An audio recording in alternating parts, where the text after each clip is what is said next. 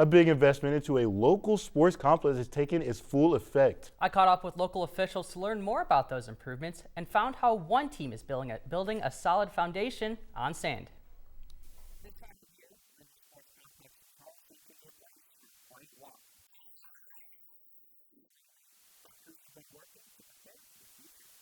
So Linder Sports Complex opened out here in the fall of 23. So since then we've hosted multiple tournaments for the Charleston High School as well as different activities for the rec department.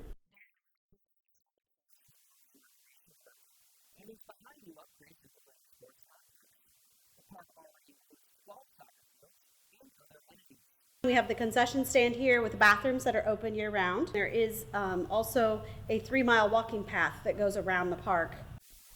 Even through the cold months of winter, there's one D1 program that calls the Linder Sports Complex their new home. After you're done, get a drink and then switch sides. Compete, I do. Compete! Got a little closed fist. I don't know how you do it. Like the bear paw? Is that what you call it? Bear paw? Hey! So much heart.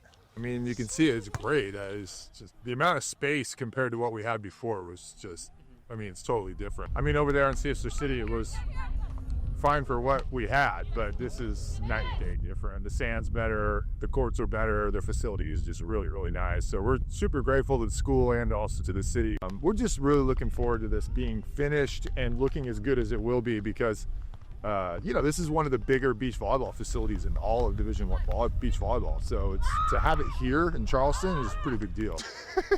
Goat status. Hey!